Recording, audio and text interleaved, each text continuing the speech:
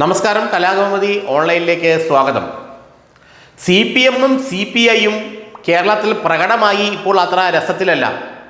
PM Shri പദ്ധതി ഒപ്പുവയ്ക്കുന്നതുമായി ബന്ധപ്പെട്ട് CPM-ഉം CPI-യും തമ്മിൽ ചില അസ്വാരസ്യങ്ങളുണ്ടാവുകയും അവസാനം CPI-യുടെ നിലപാടിലേക്ക് ഭാഗികമായിട്ടാണെങ്കിലും CPM-ന് വരേണ്ടി വരികയും ചെയ്തു.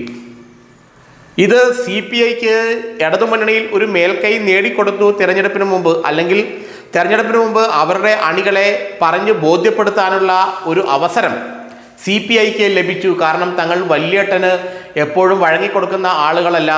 വല്യേട്ടൻ ഒരു തീരുമാനമെടുത്താൽ അതിനെ തിരുത്തിക്കാനുള്ള കഴിവും പ്രാപ്തിയും ഒക്കെ CPI-ക്ക് ഉണ്ട് എന്ന് തങ്ങളുടെ അണികളെ ബോധ്യപ്പെടുത്താൻ CPI-ക്ക് കഴിഞ്ഞു എന്നത് യാഥാർത്ഥ്യമാണ്.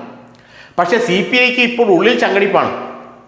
ഓപ്പറേഷൻ CPI CPM-ന്റെ കാർമ്മികത്വത്തിൽ അരങ്ങേറുമോ എന്നാണ് അവർക്ക് ഭയം. പ്രത്യേകിച്ച് തദ്ദേശ സ്വയംഭരണ സ്ഥാപന തെരഞ്ഞെടുപ്പിൽ CPI-ക്ക് കേരളത്തിൽ പ്രത്യേകിച്ച് അങ്ങനെ വോട്ട് ബാങ്ക് ഇല്ല എന്ന് എല്ലാവർക്കും അറിയാം.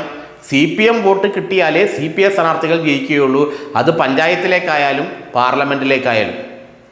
വരുന്ന തദ്ദേശ സ്വയംഭരണ സ്ഥാപന തെരഞ്ഞെടുപ്പിൽ CPI സ്ഥാനാർത്ഥികളെ വെട്ടിനിരത്താൻ CPM സന്നദ്ധമാകുമോ എന്നൊരു പേടി അവർക്ക് മനസ്സിൽ നന്നായുണ്ട്. ഓപ്പറേഷൻ CPI കേരളത്തിൽ നടക്കുമോ?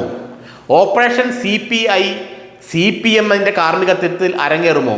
അങ്ങനെ വന്നാൽ പല തദ്ദേശ സ്വയംഭരണ സ്ഥാപനങ്ങളിലും കോർപ്പറേഷനുകളിലും മുനിസിപ്പാലിറ്റികളിലും ജില്ലാ പഞ്ചായത്തുകളിലുമെല്ലാം തങ്ങളുടെ സ്ഥാനാർത്ഥികൾ വട്ടപൂജ്യവുമായി വീട്ടിലിരിക്കേണ്ടി വരുമെന്ന് CPI-ക്ക് നന്നായി അറിയാം.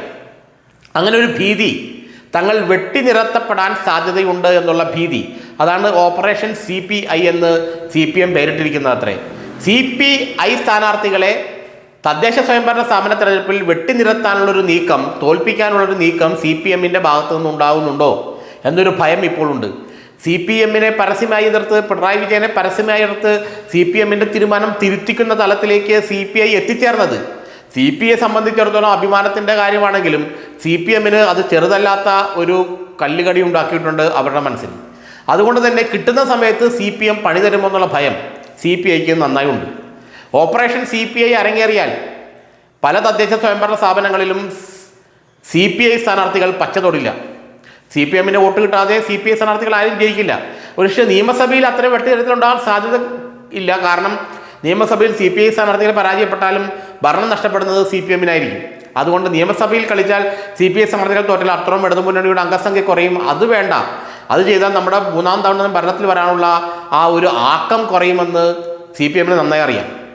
അതുകൊണ്ട് നിയമസഭയിൽ തൊടാതെ തദ്ദേശ സ്വയംഭരണ സ്ഥാപന തെരഞ്ഞെടുപ്പിൽ CPI-യെ ചിറക് വെട്ടി ഒതുക്കി മൂലക്കിരുത്തുമോ എന്നുള്ള ഭയം ഇപ്പോൾ CPI നേതൃത്വത്തിന് നന്നായുണ്ട്.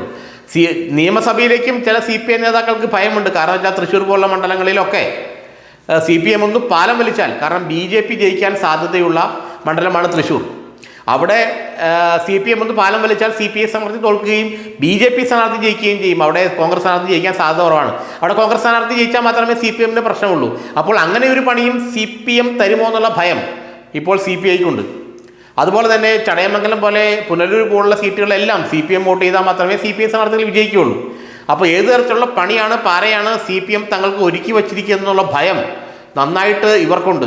ഓപ്പറേഷൻ CPI ശരിക്കും ആ പാർട്ടിയുടെ ഉറക്കം കെടുത്തുന്നുണ്ട്. ഒരുപക്ഷെ CPM ഒന്ന് ആഞ്ഞിറങ്ങിയാൽ തദ്ദേശ സ്വയംഭരണ സ്ഥാപന തെരഞ്ഞെടുപ്പിൽ CPI തൂത്തുവാരി പോകുന്നുള്ള കാര്യത്തിൽ ഒരു സംശയവുമില്ല. കാരണം CPI-ക്ക് പലപ്പോഴും നാമമാത്രമായ സീറ്റുകൾ നൽകാറുള്ളൂ. അവ ലഭിച്ചാൽ തന്നെ അവരെ തോൽപ്പിക്കാൻ നിഷ്പ്രയാസം CPM-ന് സാധിക്കും.